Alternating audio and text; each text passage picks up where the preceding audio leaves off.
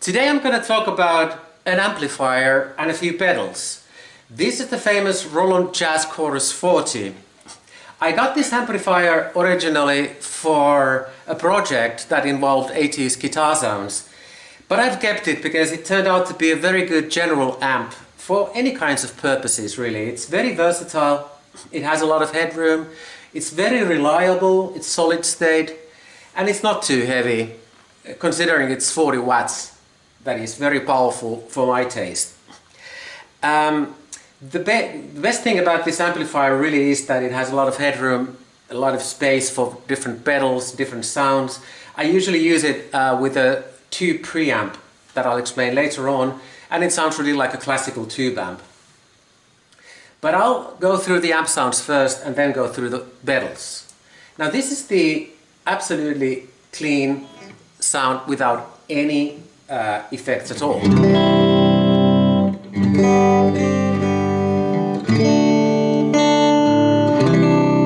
As you can hear, this is already interesting. It's quite soft, somehow sort of classical pure guitar sound. By the way, this guitar is a Finnish-made Arvo original. I'll explain this guitar later on in a different video. Now, most people of course buy this amp because, well, many people buy it because of the famous chorus sound that I'll explain, or I'll show you now. I began with that, by the way.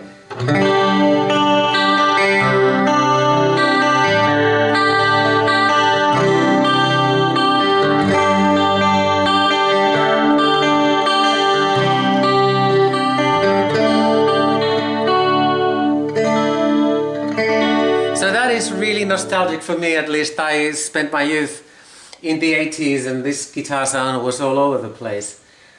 And this is probably digital, but it's really nice. Then there's a vibrator sound. I don't really use that much, but it's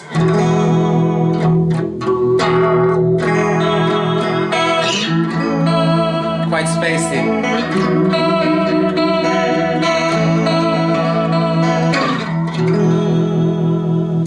Anyway, that was the amp. I'll turn everything off. Now I go through the Boss pedals. As you can see, I have a Boss pedal port as well. This is not because I'm very sort of faithful to any particular brand, but this pedal port is really something. It's really sort of reliable, tough.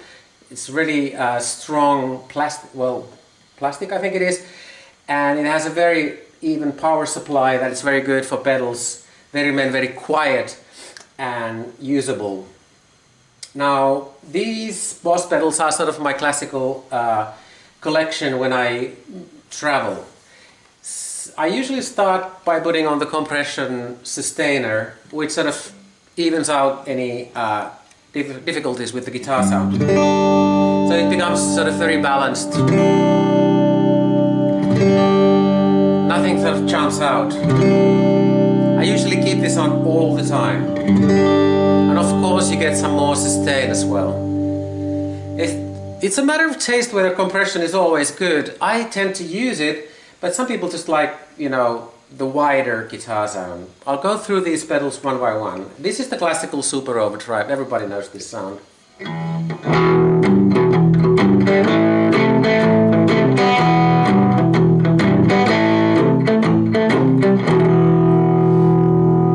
Sounds like a classical tube amp. It's just not beating any this great overdrive. I have other overdrives, but this is really stuck with me for years. Then I think I'll go into stereo output now and try to use this chorus pedal with stereo.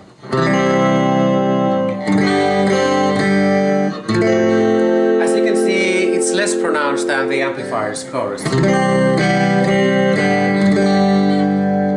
Add some more level.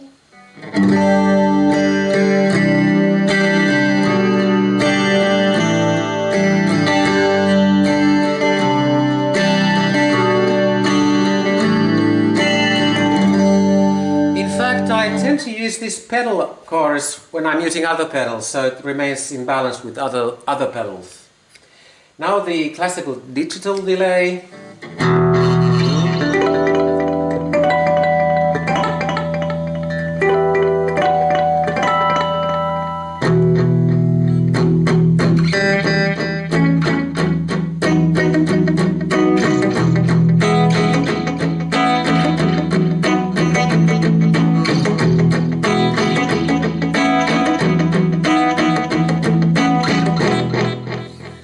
play with that all day.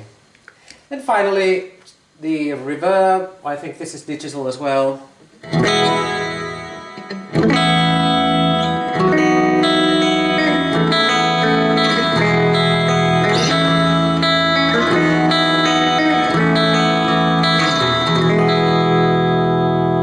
As you can see, the pedals don't really change the dynamics of the amp. So when you're combining different pedals, I usually try to begin with pedals that are compatible, and usually if they're the same brand, they are.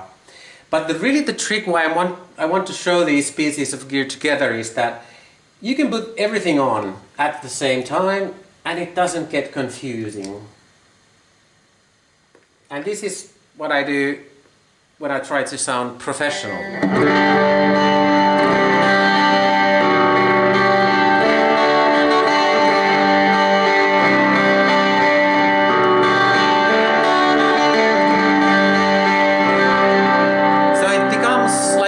Studio in California with all the possible expensive gear, and this is not very expensive really.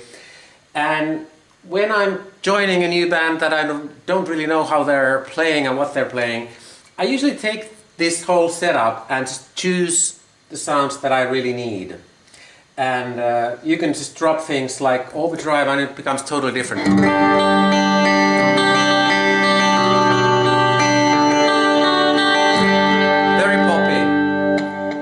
And if you want to sound classic rock, you take out the chorus, maybe the delay, and this is it.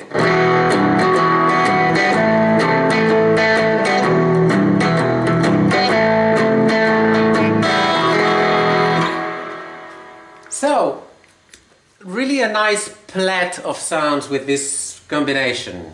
I'll finish off with some Cult.